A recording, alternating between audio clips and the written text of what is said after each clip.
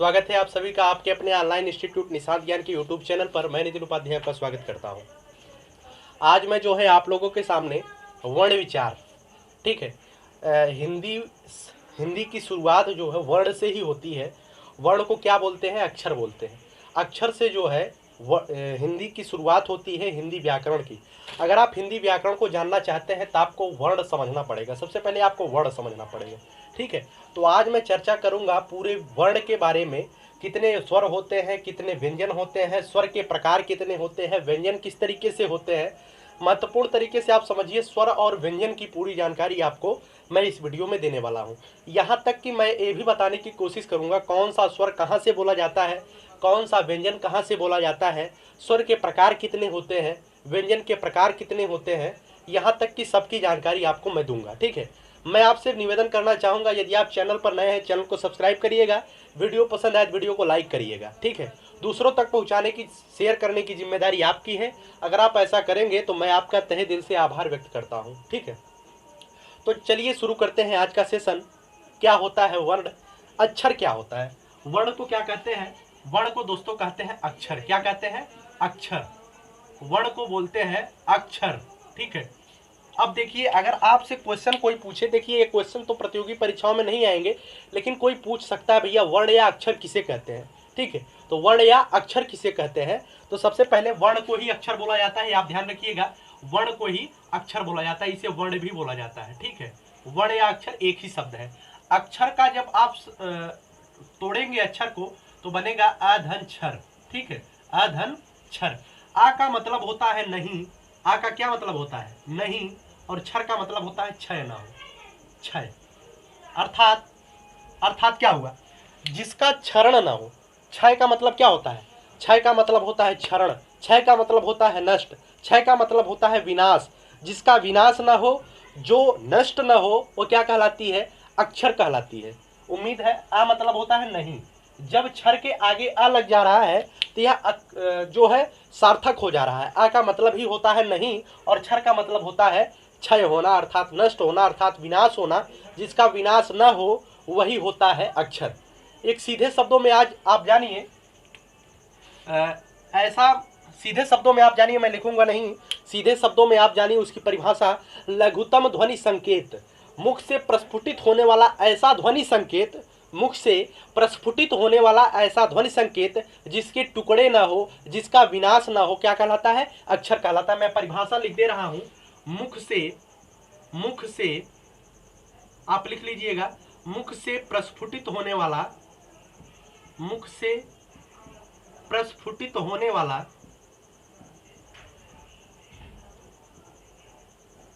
मुख से प्रस्फुटित होने वाला ध्वनि, होने वाली ध्वनि जिसका विनाश न हो, जिसका विनाश न हो, विनाश अर्थात टुकड़े। विनाश का मतलब क्या हुआ? उसके टुकड़े नहीं होंगे, टुकड़े ना हो, क्या कहलाता है? क्या कहलाता है भैया? अक्षर कहलाता है, ठीक है।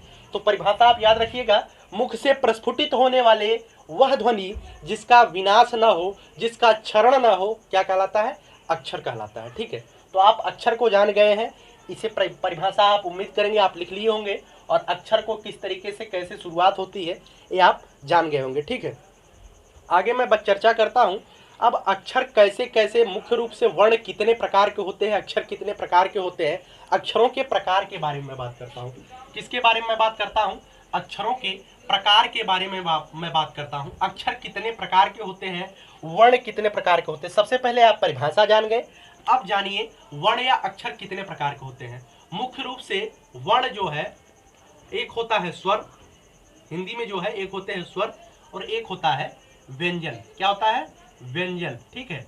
मुख्य रूप से यही दो प्रकार के होते हैं, स्वर और व्यंजन, ठीक है। पहला होता है स्वर और दूसरा होता है व्यंजन। यहां से भी क्वेश्चन पूछा जाता है कि वर्ण कितने प्रकार के होते हैं। तो वर्ण दो प्रकार के होते हैं, एक स्वर होता है और एक व्यंजन होता है, ठीक है। तो एक स्वर होता है, एक व्यंजन होता है। अब एक एक की मैं बात करूंगा। स्वर कौन होता है, कैसे होता है, व्यंजन कौन होता है, कैसे होता है, ठीक है। अब सबसे पहले आप जानिए स्वर। स्वर किसे कहते हैं?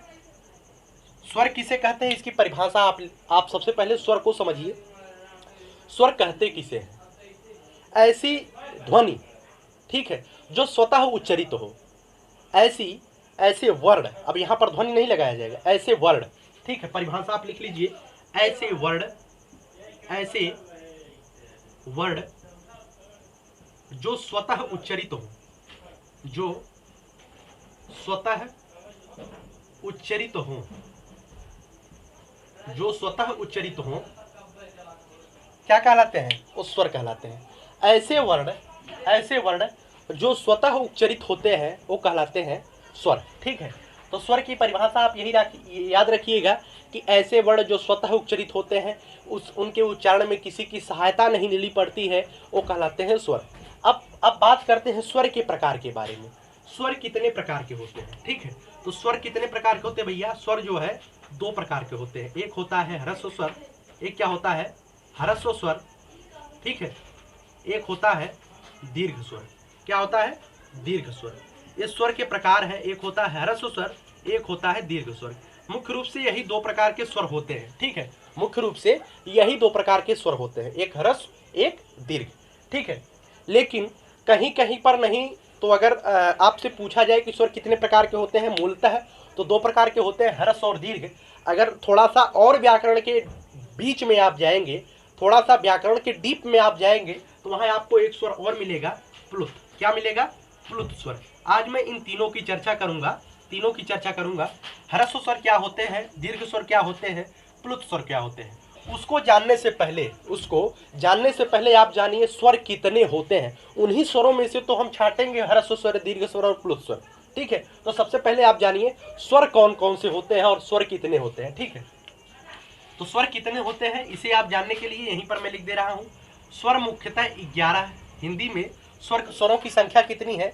कि हिंदी में स्वरों की संख्या है 11। कितनी है? 11। वो कौन कौन से हैं? अ, आ, इ, ई, उ, री, ए, ऐ, ठीक है, ओ, औ। आ, ई, उ, री, ए, ऐ, ओ, औ। यही होते हैं स्वरों की संख्या। मुख्यतः हिंदी में स्वरों की संख्या कितनी होती है? 11 होती है। आपसे क्वेश्चन पूछा जाएगा स्वरों की संख्या मुख्यतः कितनी होती है, तो होती है 11। अब इन्हीं 11 स्वरों में से आपको छांटना है दीर्घ स्वर क्या है, ह्रस्व स्वर क्या है, प्लुत स्वर क्या है, ठीक है। तो ह्रस्व स्वर में लिख दे रहा हूं यहां पर, ह्रस्व स्वर, ठीक है। ह्रस्व की श्रेणी में कौन कौन से आते हैं? ह्रस्व की श्रेणी में आते हैं अ, ई, उ, री, ठीक है। यही चार स्वर जो है ह्रस्व स्वर की श्रेणी में आते हैं। अगर आपसे पूछा जाए हिंदी में मूल स्वरों की संख्या कितनी है, क्या पूछा जाए? हिंदी में मूल स्वरों की संख्या कितनी है दोस्तों? तो है 4। इन्हीं ह्रस्व स्वर को जो है मूल स्वर भी बोला जाता है। क्या बोला जाता है? मूल स्वर भी बोला जाता है, ठीक है। तो हिंदी में मूल स्वरों की संख्या कितनी है? तो भैया हिंदी में मूल स्वरों की संख्या है 4। कितनी है? 4। अब मैं बात करता हूं दीर्घ स्वर कौन कौन से होते हैं। इसी में से आपको दीर्घ छांटना है, ठीक है। इसी में से आपको दीर्घ छांटना है। दीर्घ कौन कौन से जो बचे हैं, बाकी सब दीर्घ है।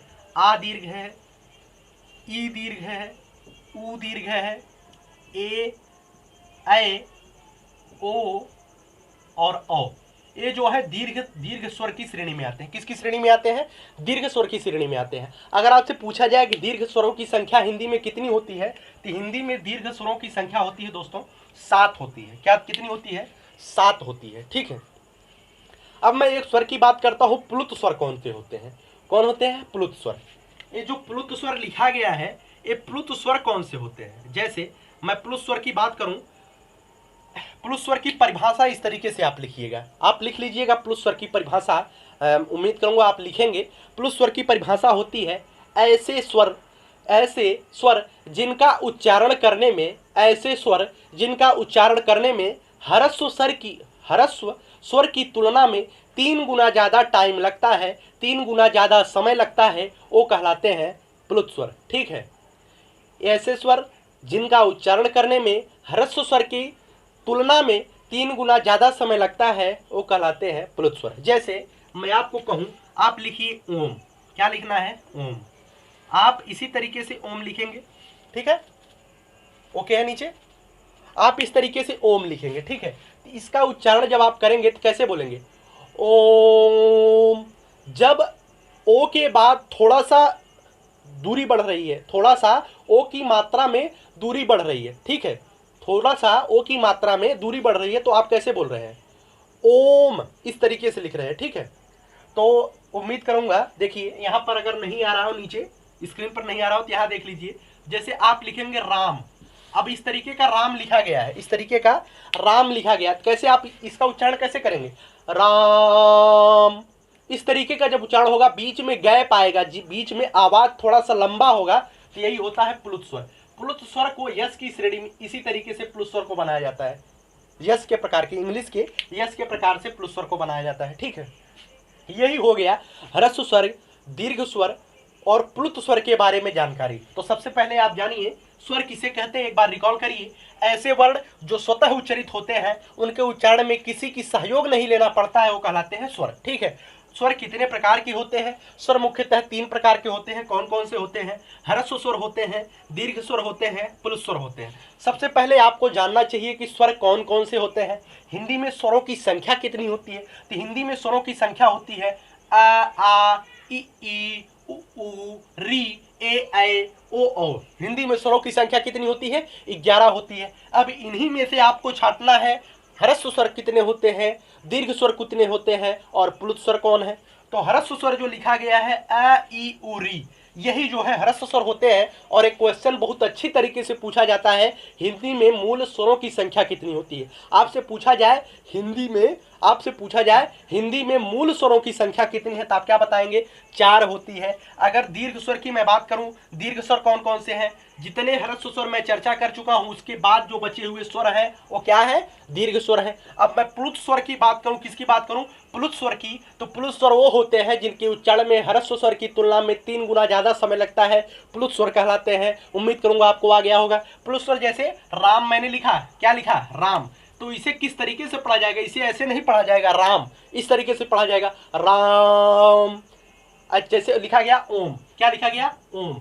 अगर ओम जो है मैं इस तरीके से लिखता हूं, इसे किस तरीके से पढ़ा जाएगा? इसे पढ़ा जाएगा ओम।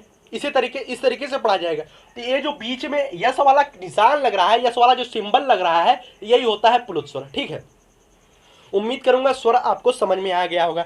अब देखिए भैया, आप बताएंगे 2 स्वर तो बच रहे हैं। मैं बचपन में था तो अंक और अ पढ़ रहा था, आ ई उ री ए ऐ ओ औ। अंक अ भी मैं स्वर की श्रेणी में पढ़ रहा था, ठीक है? आप ये बताएंगे। तो भैया आपने अंक अ तो छोड़ दिया, ओ किसकी श्रेणी में आते हैं? भैया मैं बताता हूँ किस श्रेणी में आते हैं। आप थोड़ा सा पेशेंस रखिए, धैर्य रखिए।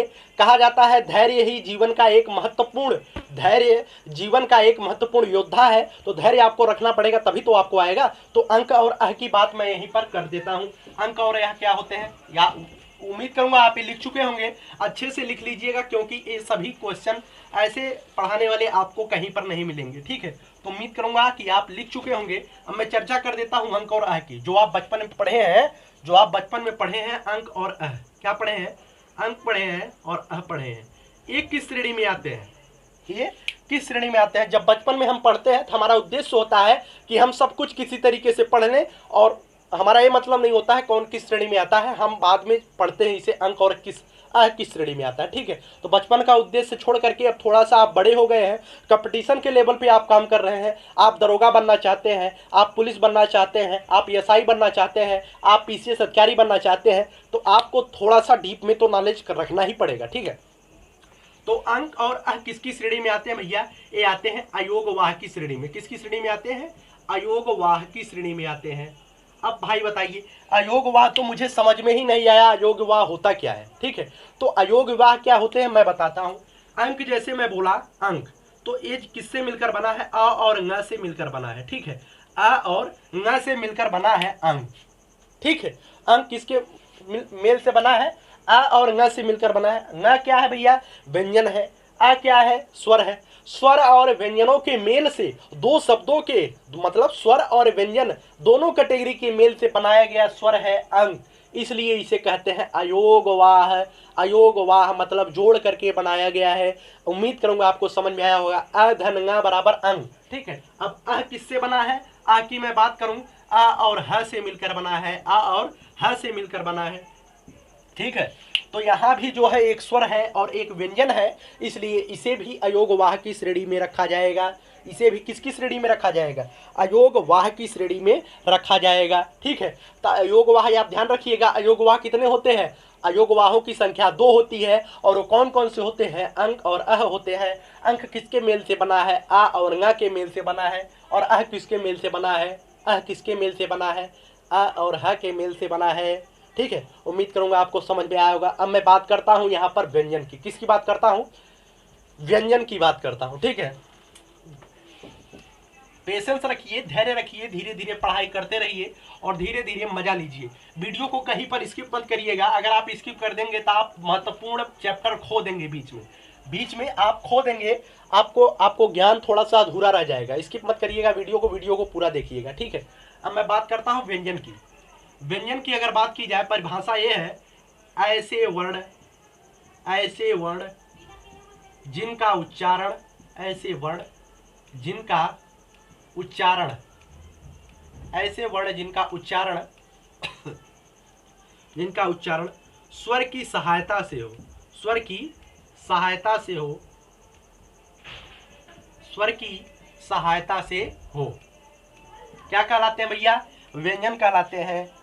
परिभाषा आप याद रखिएगा, ऐसे वर्ण जिनका उच्चारण स्वर की सहायता से होता है क्या कहलाते हैं? व्यंजन कहलाते हैं। एकदम अच्छी तरीके से आप याद रखिएगा कि व्यंजन कौन होते हैं, ठीक है। व्यंजन किसे कहते हैं? हालांकि यह प्रतियोगी परीक्षा में प्रश्न नहीं पूछा जाएगा आप व्यंजन किसे कहते हैं परिभाषा लिखिए, लेकिन आप इसे जरूर याद रखिएगा जब आप हिंदी व्याकरण का अध्ययन कर रहे हैं। तो आपको स्वर की परिभाषा याद होनी चाहिए, आपको व्यंजन की परिभाषा याद होनी चाहिए, स्वर कितने प्रकार के होते हैं याद होनी चाहिए, व्यंजन कितने प्रकार के होते हैं याद होनी चाहिए, ये सब जो है याद होनी चाहिए। और यहाँ से भी कहीं न कहीं एक आध क्वेश्चन तो पूछ ही लिया जाता है।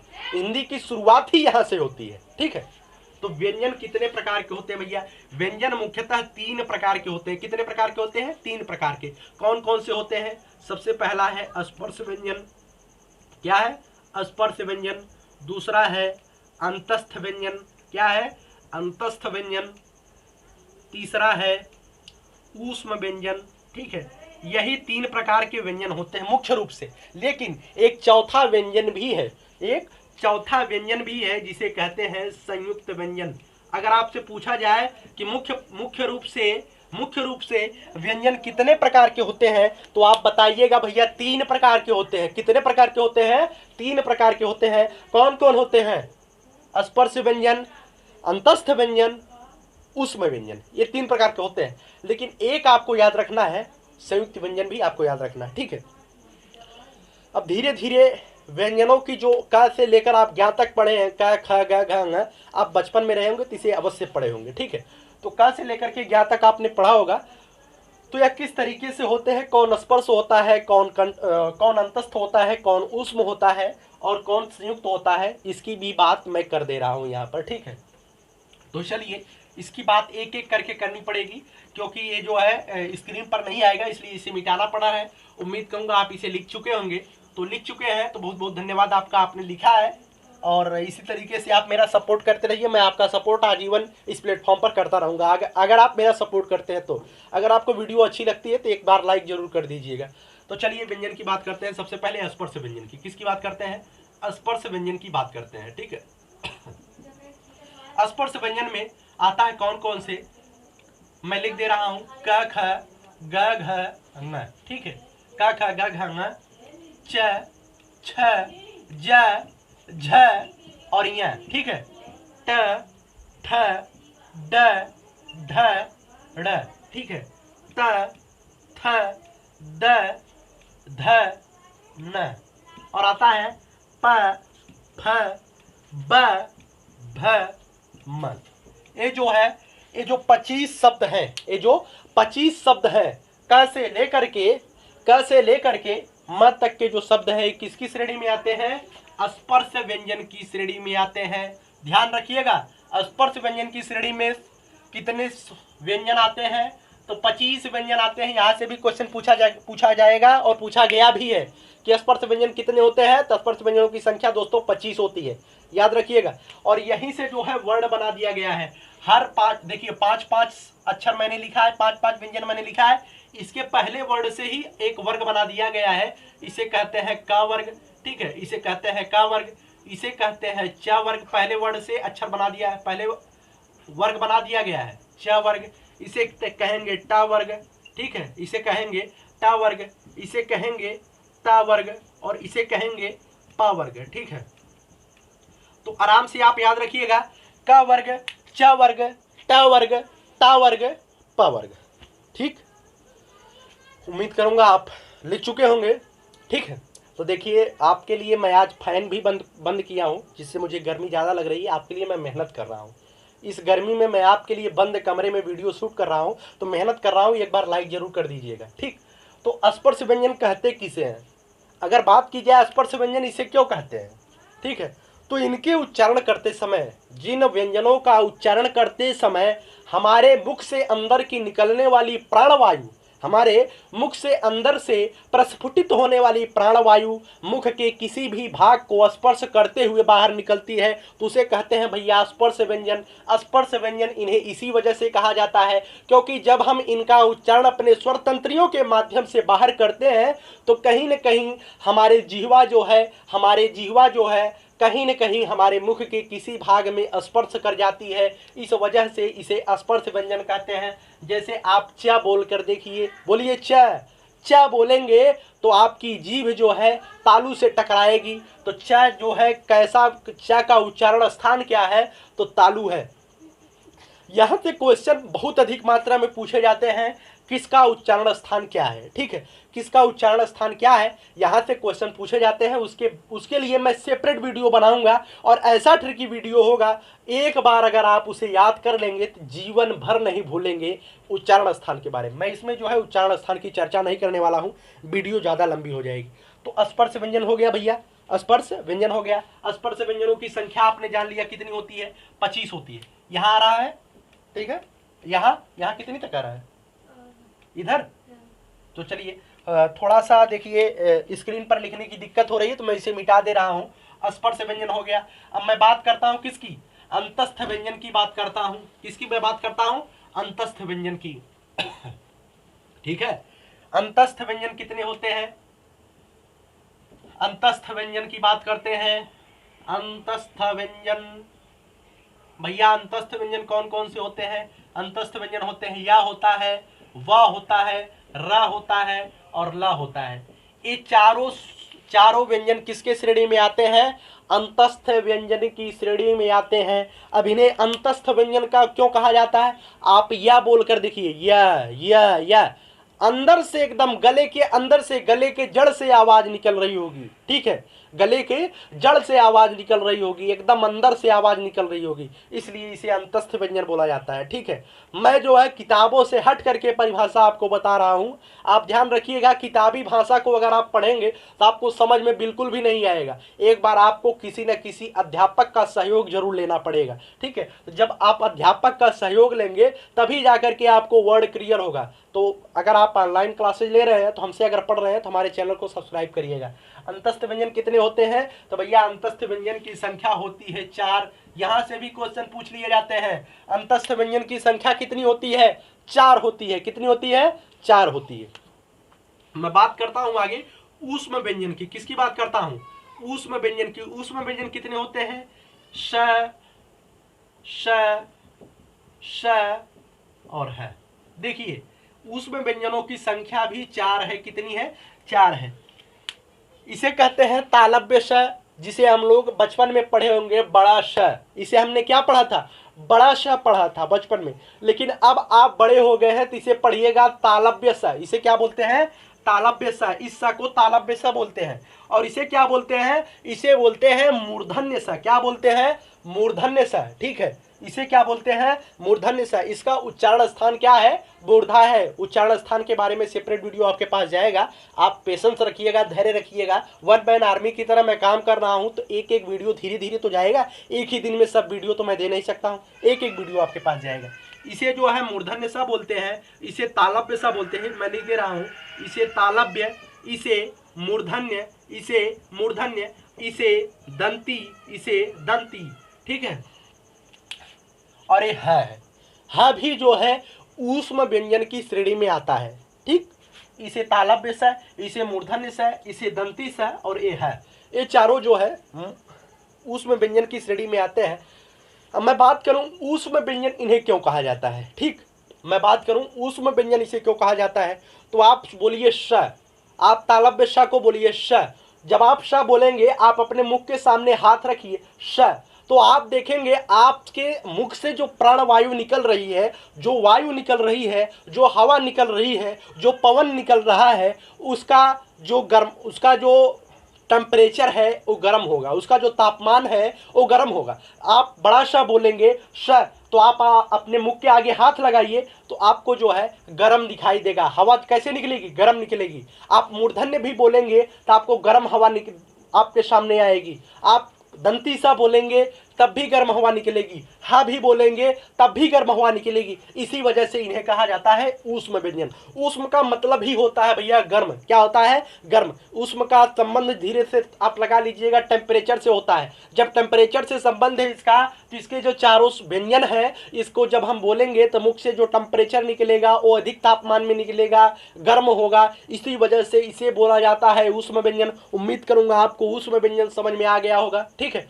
तो स्पर्श व्यंजनों की संख्या कितनी होती है सॉरी, स्पर्श व्यंजन की संख्या 25 होती है, अंतस्थ व्यंजन की संख्या 4 होती है, ऊष्म व्यंजन की संख्या कितनी होती है, ये भी 4 होती है। उम्मीद करूंगा आप समझ में आ गया होगा। तो एक व्यंजन और बचा है जिसे कहते हैं संयुक्त व्यंजन। क्या कहते हैं, संयुक्त व्यंजन बोलते हैं। क्या बोलते हैं उन्हें, संयुक्त व्यंजन बोलते हैं। अब लगे हाथ उसकी भी मैं बात कर देता हूं। संयुक्त व्यंजन कितने होते हैं, संयुक्त व्यंजन वो होते हैं जो दो व्यंजनों के मेल से बनते हैं, उन्हें संयुक्त व्यंजन बोलते हैं। जैसे मैं बात करूं स्र की, जैसे स्र की बात करूं, आप कहेंगे स्र जो है किसके किसके मेल से बना है, स्र जो है इसके मेल से बना है। किसके मेल से बना है, इसके मेल से स्र बना है। अगर मैं बात करूं ज्ञा की, अगर मैं बात करूं ज्ञा की, ज्ञा किसके मेल से बना है, ज और ज्ञा के मेल से बना है ज्ञा, ठीक है। तो ऐसे स्वर ऐसे व्यंजन जो दो व्यंजनों के मेल से बने होते हैं, उन्हें कहते हैं संयुक्त व्यंजन। संयुक्त व्यंजन नाम से ही स्पष्ट है, नाम से ही स्पष्ट है, दो व्यंजनों का मेल क्या कहलाएगा, संयुक्त व्यंजन कहलाएगा। संयुक्त व्यंजनों में कौन कौन से आते हैं, स्राय आता है, ज्ञा आता है, ठीक है, क्षय आता है और त्राय आता है। मतलब छत्र ज्ञा अंतिम वाला, ज्ञा से ज्ञानी खत्म कहानी वाला ज्ञा, छ त्राय, हम अंत में नहीं पढ़ते हैं 3, छत्र ज्ञा। अब छोटे होंगे ना तो आप पढ़े होंगे छत्र ज्ञा, आप इसी तरीके से पढ़े होंगे। और स्र तो हम उस समय नहीं पढ़े थे, लेकिन जब बाद में पापा ओपा का नाम लिखने के लिए आ गया तो इसे हमें याद करना पड़ा। भैया स्र भी कुछ होता है, हमने वर्णमाला में नहीं पढ़ा था, लेकिन पिताजी का नाम कोई पूछे, भैया श्रीमान फला जी है, तो श्री का उच्चारण वहीं से आपको समझ में आएगा। तो चारों स्र जो होते हैं, जो स्र होता है, ज्ञा होता है, छ होता है, त्र होता है, ये किसकी श्रेणी में आते हैं, तो ये आते हैं संयुक्त व्यंजन की श्रेणी में। क्यों इन्हें संयुक्त व्यंजन कहते हैं, क्योंकि ये जो है दो व्यंजनों के मेल से बनते हैं, इसी वजह से इन्हें संयुक्त व्यंजन कहलाता है, ठीक है। तो उम्मीद करूंगा वर्ण विचार जो मेरा ये चैप्टर था, वर्ण विचार, वर्ण के बारे में मैंने डिस्कस किया। वर्ण कौन होते हैं, वर्ण किसे कहते हैं, वर्ण कितने प्रकार के होते हैं। तो वर्ण मैं एक बार पुनः बोल दे रहा हूं, वर्ण 2 प्रकार के होते हैं, स्वर और व्यंजन। स्वर कितने प्रकार के होते हैं, स्वर 3 प्रकार के होते हैं। कौन कौन से, ह्रस्व स्वर, दीर्घ स्वर और प्लुत स्वर मैंने बताया। उसके बाद व्यंजन कितने प्रकार के होते हैं, तो व्यंजन मैंने बताया मुख्यतः 3 प्रकार के होते हैं, लेकिन वैसे 4 प्रकार के भी व्यंजन होते हैं। स्पर्श व्यंजन, अंतस्थ व्यंजन, ऊष्म व्यंजन और संयुक्त व्यंजन, ये होते हैं, ठीक है। तो इस तरीके से मैंने विस्तृत चर्चा किया वर्ण के बारे में, ठीक है। तो एक अक्षर पर जो मैंने बताया, अक्षर किसे कहते हैं, जिसका क्षय ना हो उसे कहा जाता है अक्षर, ठीक है। उस पर एक श्लोक भी है, न क्षरति न क्षरति इति अक्षरः, न क्षरति इति अक्षरः। ये संस्कृत में श्लोक है, न क्षरति इति अक्षरः। ठीक है, इसको लिख लीजिएगा, आप कोटेशन में अच्छे से लिख लीजिएगा। न क्षरति इति अक्षरः, जिसका क्षरण न हो, जिसका विनाश न हो, जो नष्ट न हो, जिसका विनाश न हो, जो नष्ट न हो, जो क्षय न हो, वही कहलाता है अक्षर। ठीक है, और हरस स्वर के बारे में वैसे ही बोल दे रहा हूं। हरस स्वर किसे कहते हैं, संस्कृत में श्लोक भी है। एक मात्रो भवेत् ह्रस्वो द्विमात्रो दीर्घुच्यते त्रिमात्रो प्लुतो ज्ञेयो व्यंजनम चार्धा मात्रिकम। इस तरीके से श्लोक के माध्यम से भी आप याद रख सकते हैं, लेकिन उम्मीद है कि आप श्लोक लोग नहीं याद कर पाएंगे। जो थोड़ा सा आप पहले पढ़ाई कर रहे होगे तो आप श्लोक नहीं याद कर पाएंगे। मैं ऐसे ही बोल दे रहा हूँ कि संस्कृत में भी, संस्कृत से ही तो हिंदी व्याकरण को ग्रहण किया गया है, तो संस्कृत का बहुत बड़ा रोल है हिंदी व्याकरण को पढ़ने में। ठीक है, तो इस तरीके से ओवरऑल मैंने पूरा व्यू देने की कोशिश किया, जितना मेरे अंदर सामर्थ्य था समझाने की, मैं समझाने की आपको कोशिश किया हूं। अब आपका काम बनता है, आप मेरे चैनल को सब्सक्राइब करते हैं, हमारे यूट्यूब प्लेटफॉर्म को ग्रो करते हैं कि नहीं करते हैं, आपके ऊपर मैं डिपेंड करता हूं। अगर आप शेयर करेंगे तो बहुत बहुत आभार आपका। मेरा ये अमेचर है, मैं जो है शौक के माध्यम से कर रहा हूँ, मेरा कोई बिजनेस नहीं है, मैं केवल और केवल शौक के रूप में कर रहा हूँ। ठीक है, तो अगर आप शेयर करेंगे तो बहुत बहुत आपका धन्यवाद। ठीक है, तो अगर आप ऐसा करेंगे तो धन्यवाद, नहीं करेंगे तो भी मुझे इससे कोई परेशानी होने वाली नहीं है। ठीक है, तो चैनल पर नए हैं सब्सक्राइब कर लीजिएगा, आप करेंगे तो बहुत अच्छा है। तो चलिए यहीं पर मैं समाप्त करता हूँ आज का सेशन। बहुत बहुत धन्यवाद आपका, वीडियो को पूरा जरूर देखिएगा।